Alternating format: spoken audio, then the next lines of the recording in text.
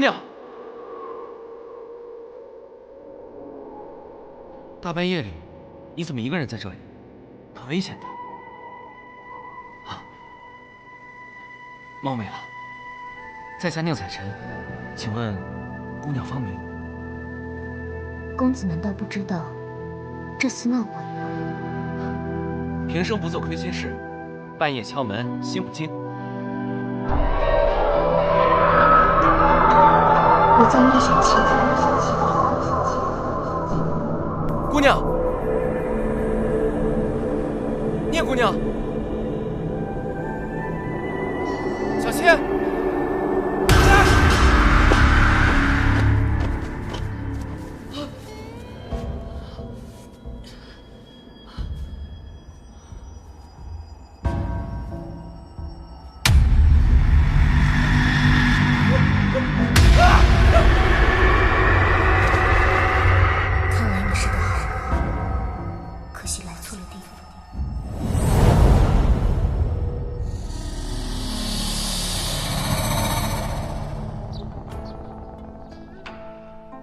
一命二运三风水，四积功德五读书，六名七相八敬神，九交贵人十养生，11择业与择偶，12趋吉要避凶。这位先生，能算命吗？你呀，不能再找人算命了。啊？你看啊，人生下来呢，有个命，命是定下来的，是前世的善恶决定的，和这一世的善恶无关，改不了的，算出来也没用。这一世的善恶改变了的是运，但运不是那么好改的。这样吧，你给我200万，我保证你逢凶化吉，从此无忧。不是，200文就能改运，有那么神吗？那当然啦，去年小女子幸得这位先生相助，嫁得如意郎君，如今是特地来谢谢这位道长的。哎呦，这位道长啊，厉害得不得了！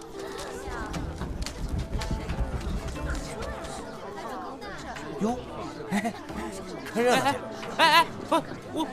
我给你逢凶化吉呀！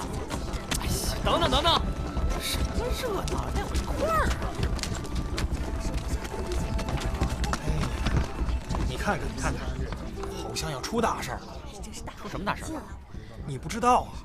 辅国大将军刘洪基刚从塞外回来，原本一直驻扎在城外，怎么突然进到长安城里了？听说呀，这刘洪基张扬跋扈得很啊！哎呀，他要是面圣的时候还这样，可就麻烦了。反正不关咱们的事儿，到时候就看好戏喽。就是。那裘书生怎么还在啊？萨摩，快换了衣裳，给老娘收房钱去。小倩，小倩，小倩，小倩，小倩，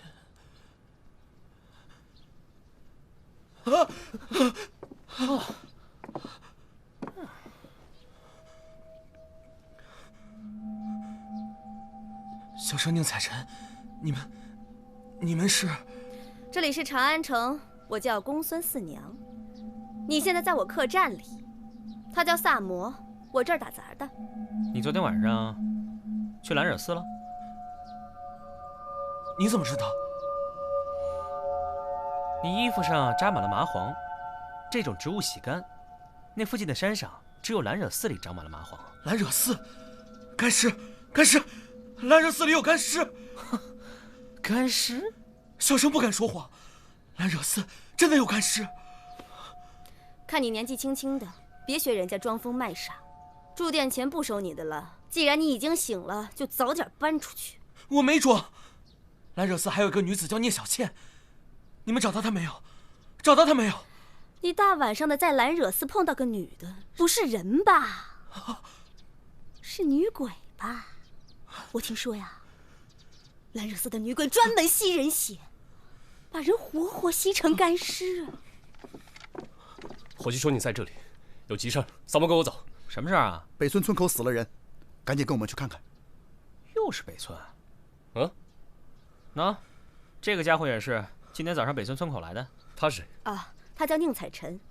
这书生昨晚去兰惹寺了，早上昏倒在北村村口。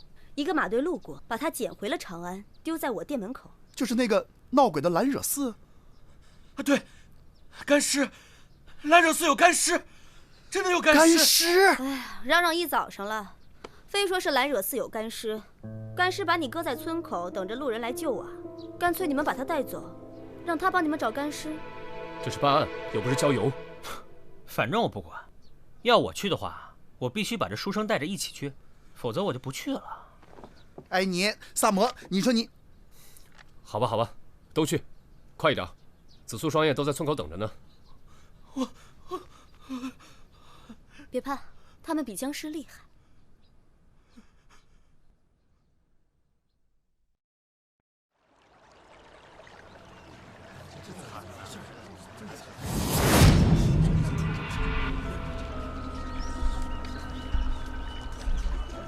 哎，这不是早上那个书生吗？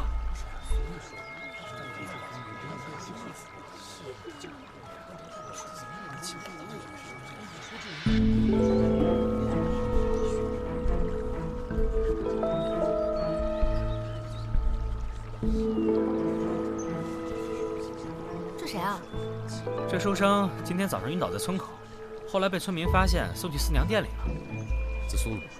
他看不了尸体，去村里找线索了。这事儿这么快就惊动了上官家，恐怕死者身份不一般呢。他是当朝的刑部侍郎江震。哦，尸体怎么这么白啊？怎么死的？江震头上有被钝器敲打的痕迹，不过不致命，应该是先被人敲晕，然后捆住手脚，割开血管，失血过多而死。尸体被放光了血，所以才显得尤其的苍白恐怖。死亡时间呢？应该是昨夜的亥时到丑时之间。难怪江震穿着便服，看来是半夜匆匆的出门。钱袋在哪？哦，还在呢。莫非是仇杀？哦，还有，江震不一定是在河边被放血的，失了那么多血，附近应该有大量的血迹才对。被放血，又被抛尸在这儿，江震会和什么人结下这样的血仇呢？先把尸体抬到我那儿去，我再做进一步的检验，看看有没有什么新的线索。好。来人！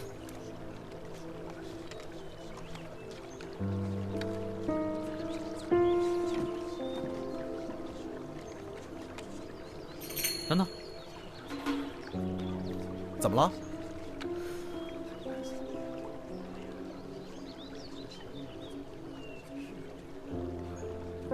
麻黄草，他去过兰惹寺。兰惹寺就在这河上游的方向啊！早听说那里闹鬼，看来真的有吸人血干尸。都给我住嘴！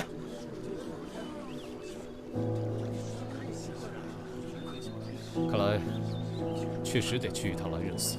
好啊，那么我们就一起去兰惹寺一趟。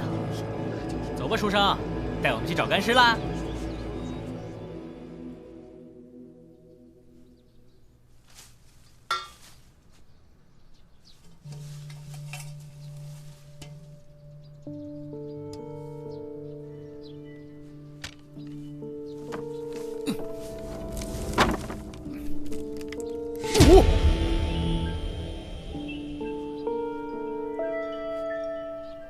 我已经做了尸检，这些干尸死了少说也有近10年了。哎，我长这么大见过那么多死人，干尸我还是第一次见，而且是一地干尸。哎，紫苏来了。我听村里有人回来说，兰惹寺发现干尸，就过来了。村里有什么线索吗？昨晚村长家女儿办酒席，全村人都在祠堂，没人注意村外面发生的事。倒是兰惹寺10年前的大火，上岁数的人都记得清清楚楚。10年前的大火，到底是怎么回事？兰惹寺早在前朝就是个荒寺，一直阴阴森森的闹鬼，人们总在那附近听到女子的乐舞声，村民都绕着道走。10年前突然起了一场大火，那火烧了3天3夜，没人知道怎么起的，也不知道怎么灭的。在那之后，闹鬼的传闻就越来越多，就更没人来这附近了。所以说，这些干尸，他们就是死在那场火里。哎呀，这都死了，烧干净就完了吗？尸骨尽毁，这种死法叫人看了心里难受。这些人躲在地下，死前一定经受了极大的痛苦。但是正是因为留了全尸，我才有可能查明他们的死因，为他们伸张冤屈啊！到底是什么人，能弄出这么样一个地洞呢？还有一个问题，江震为什么会死在这里？他和这些干尸到底有什么关系呢？这些尸体怎么了？这些死者都是女人，而且她们的面部轮廓比一般人要深。我不敢确定，但是我怀疑她们是胡人。没错，萨摩说的对，10有8九是胡人。书生，你昨晚到兰惹寺是什么时辰？我记得我走到村口，天刚刚全黑，然后又走了大约1个多时辰，才迷了路。那个时候应该是亥时吧？这么说，你在兰惹寺的时候，江震还没死？我不知道什么江震，我就想知道小倩呢？小倩又是怎么回事？如果真有这么个人的话，他要么是凶手，要么也肯定看到了什么。先别管那个小倩了，先把尸体抬到我那儿去。是。三炮，你去把江镇府里的人带到大理寺问话。好的。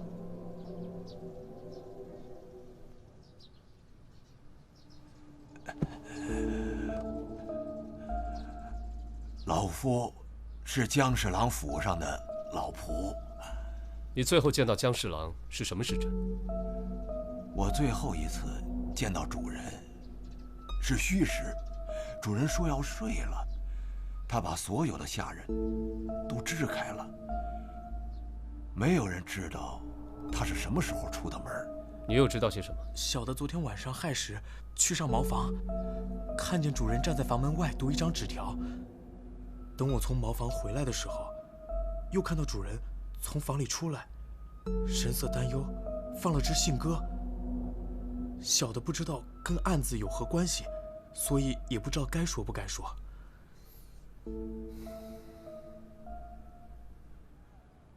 喂，大清早的又去哪儿鬼混啊？我约了祖苏，再到兰惹寺去看一眼。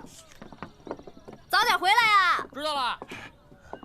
你知道兰惹寺是怎么回事吗？啊，干尸复仇啊！干尸啊，一到半夜就化身成一个美丽的女人的样子，先把人引到兰惹寺里，然后再杀了他们。杀了之后，再喝他们的血呀！啊，这么恐怖啊！可不是嘛！来。你从干尸洞口找到的铜盆我看了，上面的花纹确实是拜火教独有的。这个佛寺居然还跟西域的拜火教有关系啊！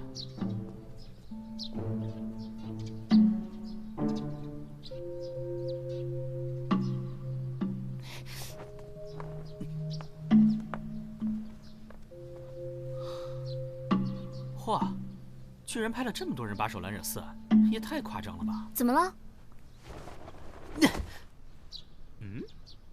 你没事吧？哎，这地上的东西好像不是石头啊。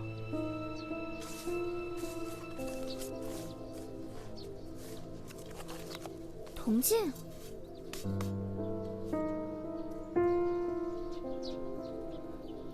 还有个耳环。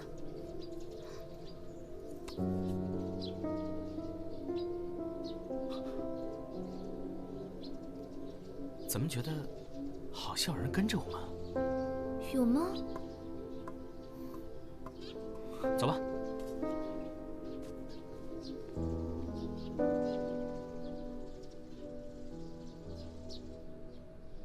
江镇一案查得怎么样了？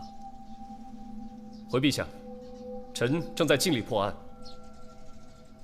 朕还听说，郊区的古寺里发现了数具干尸，闹得长安城上下人心惶惶。依微臣所见，这2个案子恐怕有所关联。哦，陛下，干尸案事关胡人，应转交给萨保府处理。莫非康公是觉得李某查案不力，才要把案子揽入自己手中？李少卿，辅国大将军刘洪基上殿。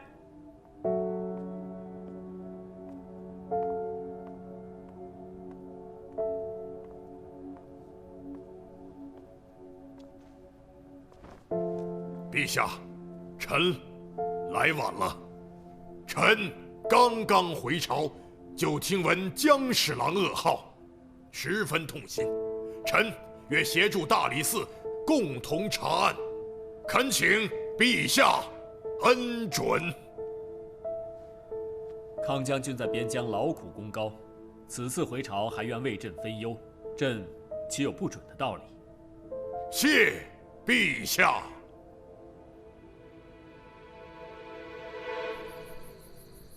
岂有此理！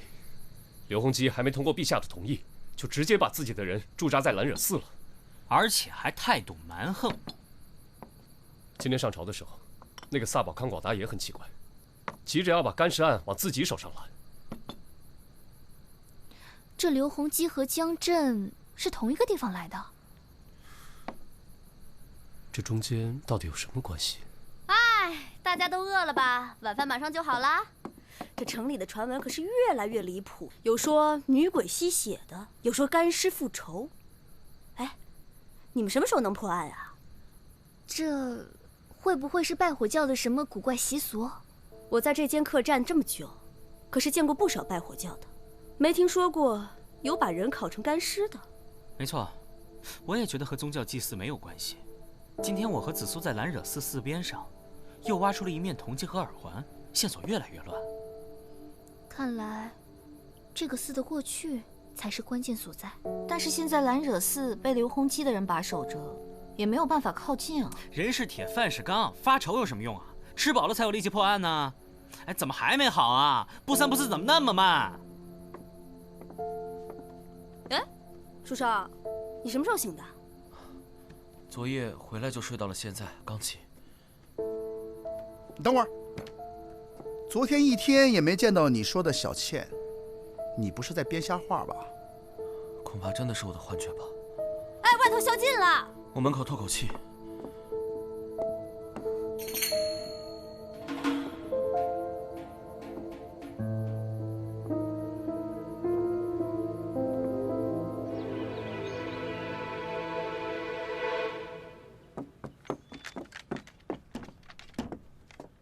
小萨，萨摩，快起来，出事了！哎呀，大清早的吵人睡觉，什么事儿？萨保府的康广达也死了。什么？你叫上书生，咱们一起去看看。好，你赶紧的啊！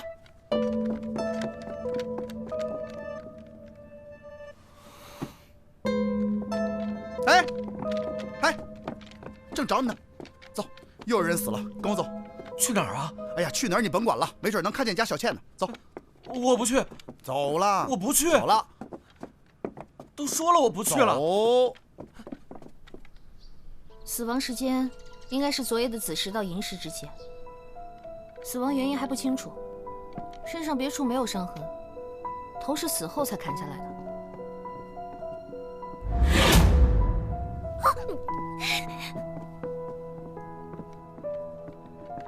什么情况？尸体下面有麻黄。又是兰惹寺啊！哎，他怎么也来了？还不是萨摩非让我把他拽来。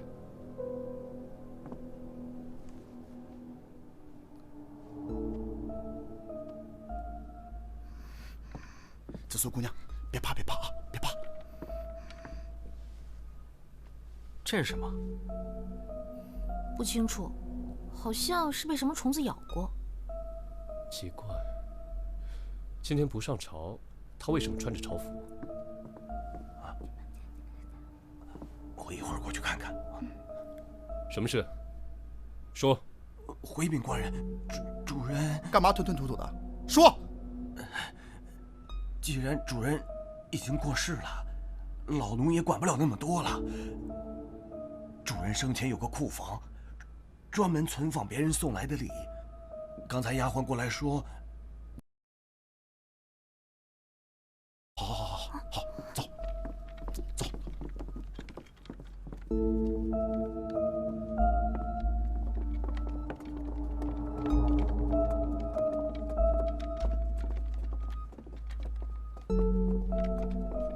哇，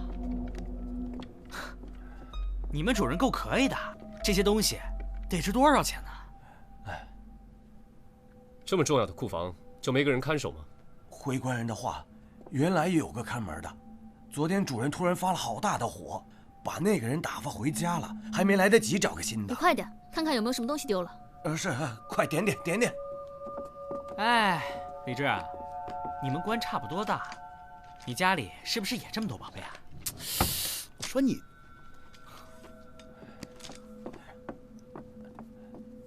少了什么东西？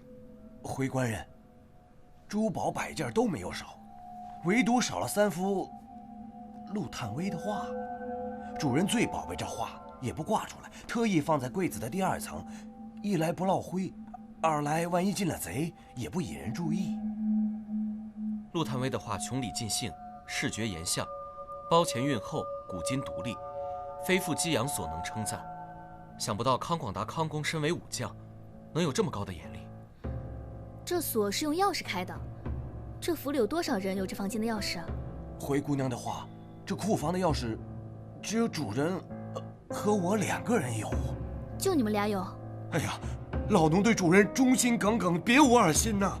况且老奴手无缚鸡之力，怎么可能杀死一个壮年男子，还把头砍断呢？那就是那个看门的，他对主人怀恨在心，先抢了钥匙，再杀了康广达，然后把现场伪造的像蓝惹寺案件一样。那看门的人不可能知道麻黄的事。有道理。对，绝对不可能是看门的。论价钱，陆探微的画还不及这些玉钱，可凶手呢，光拿了这些画，却没有碰其他的东西，可见非一般的莽夫。会是谁呢？先回去再说喽。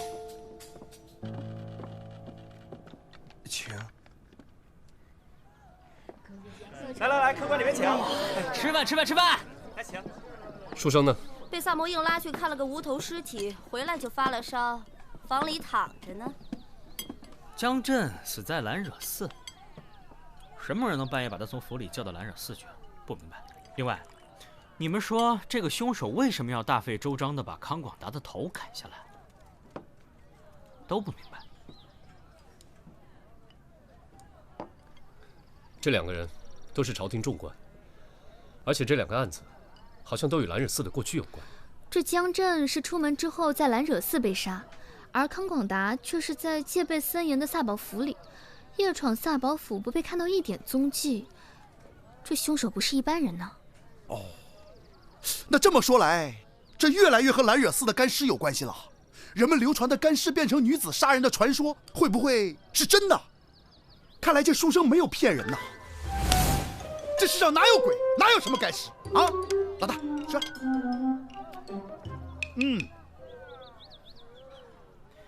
还有个地方很奇怪，如果是仇杀，那么杀康广达的人为什么要拿走那些画呢？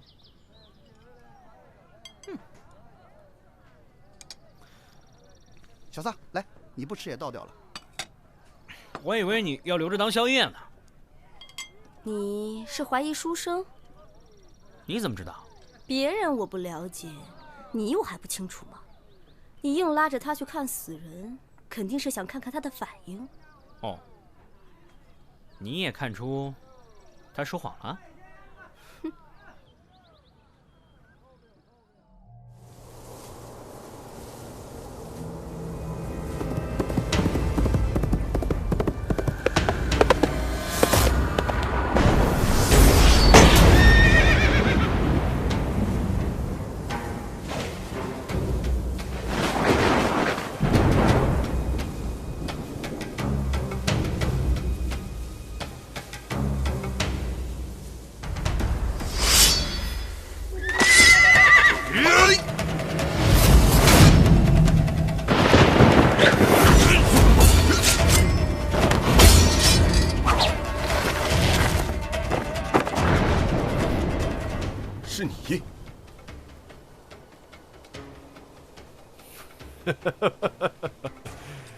没想到这么多年过去了，你还是那么胆小怕事。你懂什么？我这叫赢者保身。保身。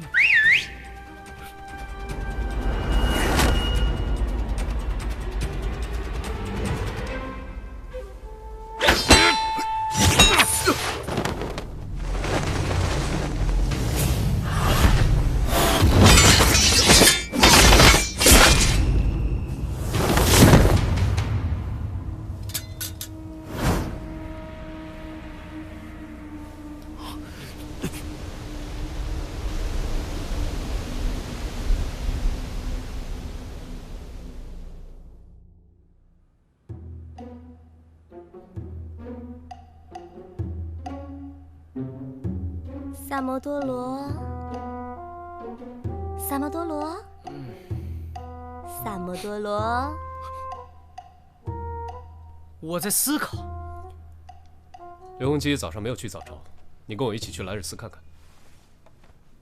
那个书生怎么样？睡得香着呢，我找小六在隔壁屋守着。放心，这些个碗碟。禅。哎，李少卿，刘将军有令，任何人不得入内。麻烦通报一声，就说李治看将军没有上早朝，很是担忧，特来拜见。李少卿，刘将军他不在，你请回吧。来了，李少卿。刘将军，老夫今日身体偶感伤寒，没有去早朝。有劳李大人费心了。几位既然来了，那就进去坐一坐吧。不必了，告辞。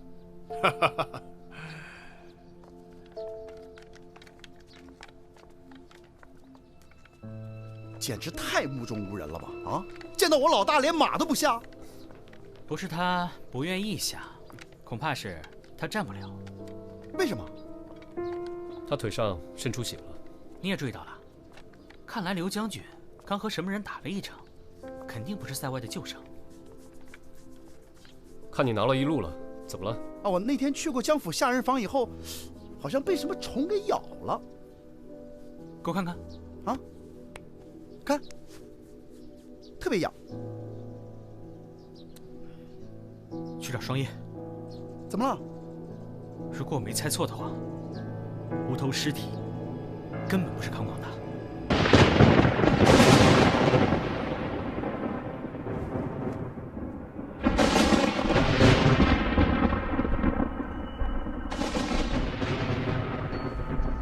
一个养尊处优的五品官身上，不可能全是虫子叮咬的疹子。还有，他的手脚指甲都十分粗糙，只有生活条件非常恶劣的下人才会这样。我推断这个人可能就是那个被解雇的看门人。我竟然没有注意到这一点。尸体没有头，我们却一眼就认为他是康广达，因为他死在康广达的房间里，而且他还穿着朝服。奇怪，今天不上朝，他为什么穿着朝服？我们都被下意识的反应骗了。虽然发现了细小的可疑之处，却没有最早的定人推翻。什么人会想要伪造康广达的死亡？还记得当时紫苏说的吗？夜闯萨宝府却没有被看到一点踪迹，肯定是个高手。要是他，根本不必潜入萨宝府杀人呢。还有，这个人精准地拿走了陆探微的画，是他自己。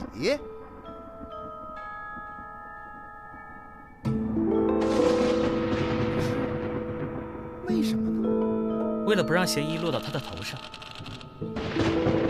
这江震也是他杀的，可他为什么要杀江震呢？这个我还没想清楚，但是我觉得可能跟兰惹寺过去的秘密有关。三胖，你去到康府，要几张康广达的画像，明天就带人全城搜捕。好。来，案子终于破了，我们去四娘店里吃饭去。好主意。哎呦，这雨啊，一阵有一阵没的。哎，幸好这画像没湿啊。哎，怎么回事啊？案子都快破了，还吃不下去啊？我觉得还是有很多地方想不明白。等雨停了，降3炮把康广达给抓了，一切不就明白了吗？那书生呢？在楼上呢。我去看看他。来吃饭。书生，我们一起在下面吃庆功饭，你要不要一块来高兴高兴？什么？凶手抓住了？还没有，不过我们已经知道是谁了。明天就要开始全城搜查，你来不来？来。书生，下去一块吃饭吧。啊，不了，我想把这本书给读完。你们吃哈。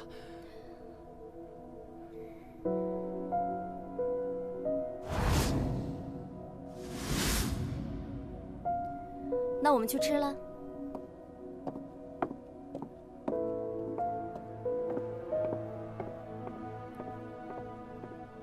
就你呀，信不信？分分钟给你拿下。等我。少卿，少卿，又有人被放血死在北宋河边了。什么？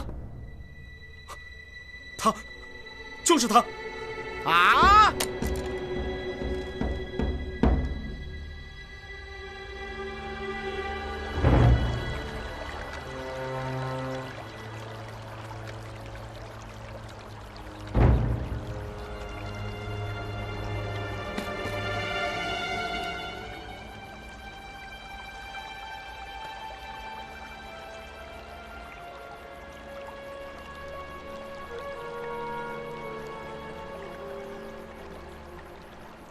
死于今天凌晨，和江震一样的死法。杀死他的和杀死江震的凶手一定是同一个人。难道我们一直都想错了？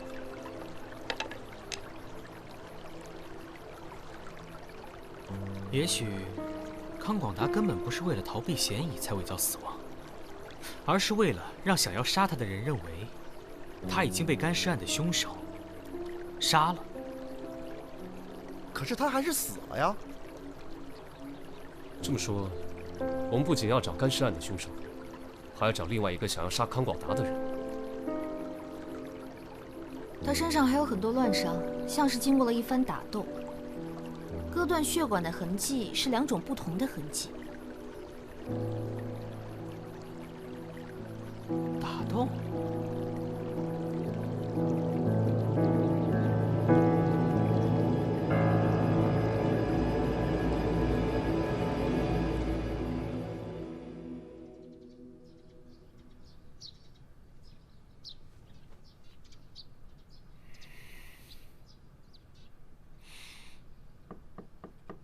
谁呀？我，给你送早饭。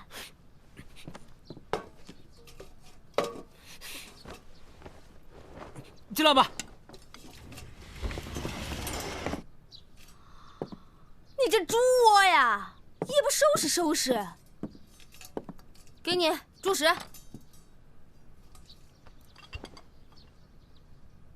这什么？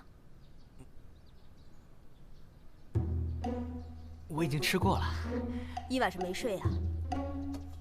弄什么东西呢？照妖镜啊。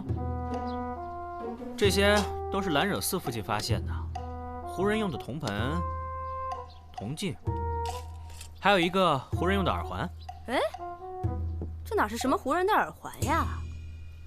这就是个汉人家孩子都有的长命镯呀。长命镯？对，就是婴儿出生保佑长命的小镯子。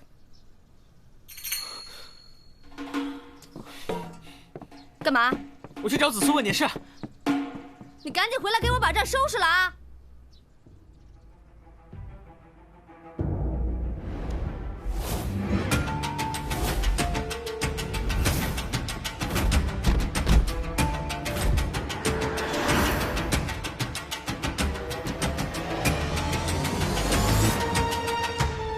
找到了，16年前江震、康广达护送一对进贡的胡姬，然而这对胡姬半途逃亡，江震、康广达早就认识。而江震和刘洪基也是来自同一个地方。我终于明白10年前究竟发生了什么？让我来找你们，快去大理寺。书生大清早起来就认罪了。啊！走。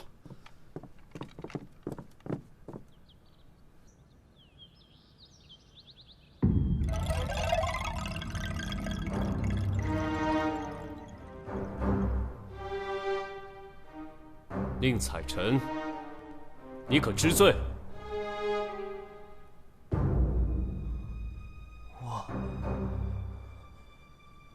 人不是他杀的。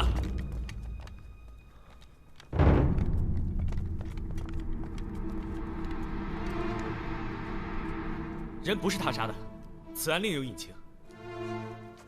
都是我杀的，江震和康广达都是我杀的，定罪吧。那你说说看，你为什么要杀他们？回答我，你杀他们的理由是什么？我没必要告诉你，是根本没有理由吧？你一个外地来的书生，刚到长安，能与他们有什么恩怨？你看看你自己，弱智纤纤，你有什么能力杀死2个武将？纵有可疑之处，但完全不足以让人相信你是凶手。你在替谁认罪？屁屁屁屁，谁？昨天夜里，我和四娘叫书生下楼吃饭，看到书生胸前有一滩水渍，可是书生的鞋却是干净的，这说明有个人偷偷进过他的房间。原来我总以为凶手是个男人，直到闻见你房中淡淡的脂粉香，我才意识到凶手是个女人。你胸前的水渍应该是她的泪痕，这让我想到了这个从未露面的神秘人，就是你心心念念的小倩。你在兰惹寺对小倩一见钟情，之后得知她的身世，心生同情，才想替她顶罪吧？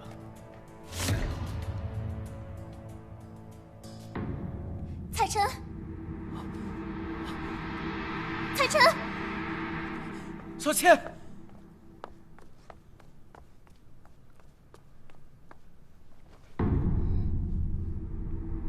血海深仇，不可不报。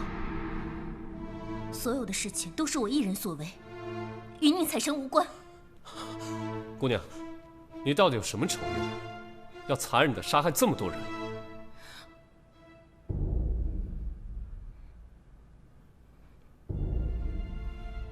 小倩要杀江震和康广达，都是为了一个原因，她要为母报仇。16年前，曾有一对进贡的胡姬莫名失踪，而当时负责护送的正是江震和康广达。不难想象，他们为了一己私欲，把胡姬私藏了起来。但不知何时，胡姬搬到了兰惹寺里。我和紫苏在兰惹寺附近挖出了一些胡人的东西。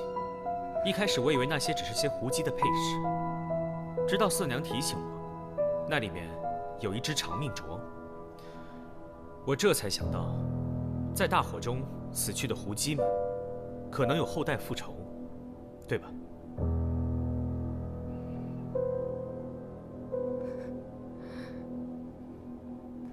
我母亲和她姐妹本应送到宫中，却不成想被那帮人偷偷藏进了兰惹寺。从此，兰惹寺变成了这些高官淫乐的地方。直到某天，我娘怀了我，在姐妹们的帮助下，偷偷生下来，养在地洞中。我5岁那年，在后山摘果子时，寺里起了大火，所有人被活活烧死。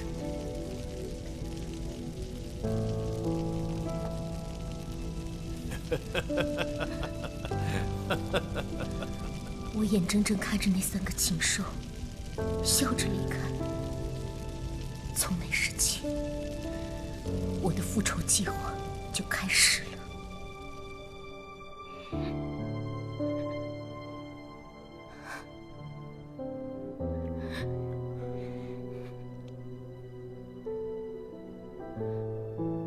好了，这一切既然都是聂小倩所为，那么你们放了小倩吧，她只是给她的母亲报仇啊！求求官人了，你们放过她吧！你们是什么人？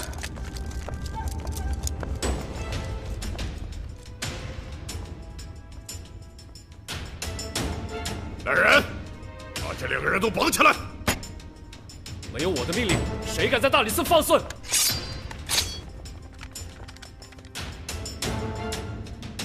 刘将军，欢迎您旁听。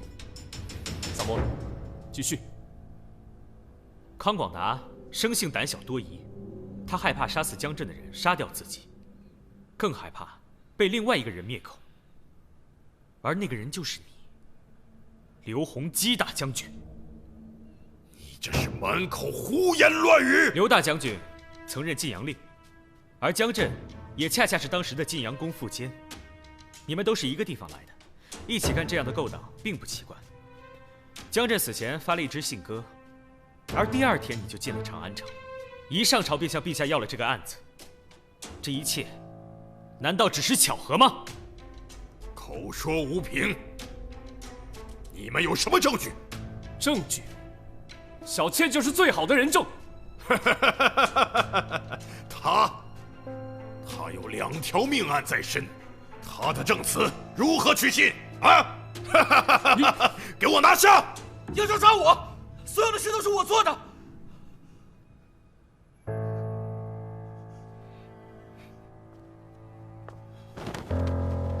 小妾。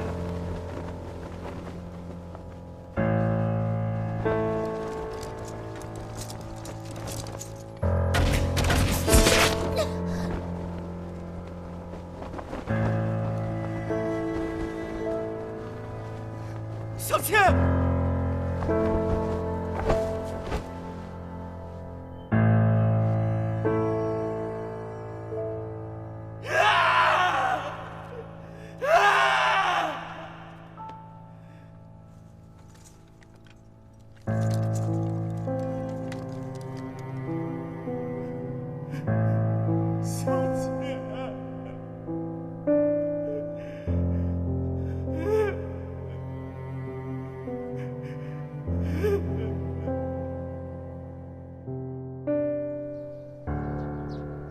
听说刘洪基出城了，难道就这么让他走了？